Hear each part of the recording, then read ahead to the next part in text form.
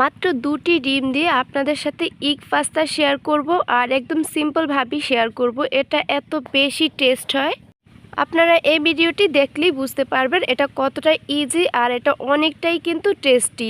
আমার হাতে যখনই সময় খুব কম থাকে বা আমি তাড়াহুড়াতে থাকি তখনই কিন্তু আমি এইভাবে পাস্তাটি রান্না করে নেই আর এটা কিন্তু অনেক মজা হয়।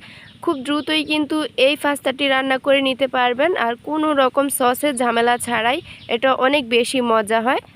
তো এই ভিডিওটি না টেনে সম্পূর্ণ দেখুন, তাহলেই কিন্তু আপনারাও সুন্দরভাবে এরকম একটা পাস্তা তৈরি করে ফেলতে পারবেন।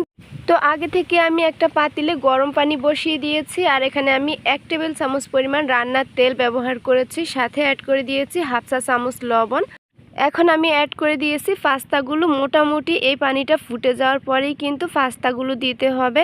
আর এই তেল দেওয়ার কারণ হচ্ছে এই পাস্তাগুলো একদম আঠা আঠা হবে না, একটার সাথে একটা লেগে যাবে না, একদম আলাদা আলাদা থাকবে। এই জন্য তো আমি এটা নেড়ে ছেড়ে মিক্স করে নিচ্ছি আর এটা মোটামুটি 3 মিনিট পর ভালো করে ফুটে এটা সেদ্ধ হয়ে গিয়েছে, আপনারা দেখতেই পাচ্ছেন।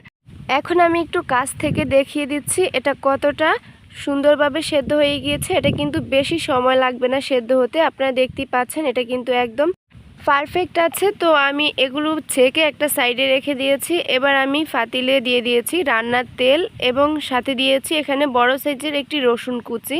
তো এখানে আমি 1 কাপ পাস্তা নিয়েছি, এজন্য আমি 3 টেবিল চামচ পরিমাণ কুকিং অয়েল নিয়েছি। তো রসুনটা আমি কিছুক্ষণ ভেজে নিয়েছি, এরপর আমি দিয়ে দিয়েছি পেঁয়াজ কুচি, এখানে বড় সাইজের একটি নিয়েছি। তো এটা একটু কালারটা চেঞ্জ হয়ে গিয়েছে, আপনারা দেখতেই পাচ্ছেন। এখন আমি হাফ চা চামচ হলুদ গুঁড়ো অ্যাড করেছি, এটা জাস্ট আমি কালারের জন্য ব্যবহার করেছি, আপনারা চাইলে এটি স্কিপ করতে পারেন। হাফ চা চামচ আদার পেস্ট ব্যবহার করেছি আর এখানে দিয়েছি কতগুলো কাঁচা মরিচ। এটা কিন্তু স্পাইসিটা আপনাদের উপর ডিপেন্ড করবে, আপনারা কতটুকু ঝাল খেতে চান। যদি বাচ্চাদের জন্য চান তাহলে কিন্তু আর একটু ঝালের পরিমাণটা কমিয়ে দিতে পারেন। তো এটা মোটামুটি আমি 1.5 মিনিটের মতো ভেজে নিয়েছি সবগুলো। এরপর আমি অ্যাড করে দিচ্ছি 2টি ডিম। তো আমি 1 কাপ পাস্তার জন্য কিন্তু এখানে 2টি ডিম নিয়েছি, আপনারা কিন্তু চাইলে এখানে 1টি ডিমও ইউজ করতে পারেন। আর এটা কিন্তু স্বাদের জন্য খুবই ভালো একটা রেজাল্ট আসবে যদি আপনারা 2টি ডিম ইউজ করেন। আপনারা তো জানেন কথায় আছে যত গুড় তত মিষ্টি, তো এটাই হচ্ছে সেটা। আর এখন আমি অ্যাড করে দিয়েছি হাফ চা চামচের থেকেও কিছুটা কম লবণ। অবশ্যই কিন্তু আপনার টেস্ট অনুযায়ী লবণটা অ্যাড করবেন।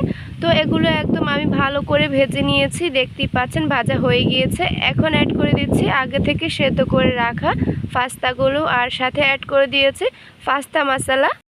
আর এই পাস্তা মশলা কিন্তু পাস্তা প্যাকেটের সাথেই থাকে আর এটা দিলেও কিন্তু অনেক বেশি টেস্ট হয়ে যায়। আর কিন্তু আমি এখানে এক্সেস কোনো রকম মশলা কোনো রকম সস ব্যবহার করিনি, এইভাবেই কিন্তু আমি এটা রান্না করে নিয়েছি। আর জাস্ট এখন কোনো কাজ নেই, একটু নেড়েচেড়ে মিক্স করে নিচ্ছি, তাহলেই কিন্তু আপনাদের এগ পাস্তা একদম ঝটফট রেডি হয়ে যাবে।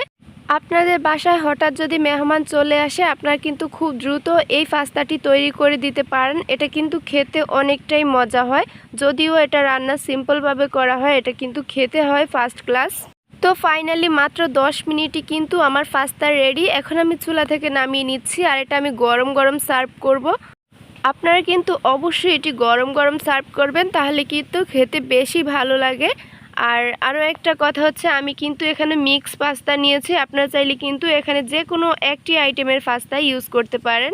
তো আজকের এই ভিডিওটি যদি আপনাদের ভালো লেগে থাকে অবশ্যই কিন্তু একটি শেয়ার দিয়ে দিবেন। যারা নতুন রাঁধুনি আছেন, নতুন আপুরা আছেন, ভাইয়ারা, ব্যাচেলার, তারাও কিন্তু এই রান্নাটি করে ফেলতে পারবেন ইজি, কোনো রকম মশলার বাড়তি সসের ঝামেলা ছাড়া। তো অবশ্যই কমেন্ট করে জানাবেন কেমন হয়েছে।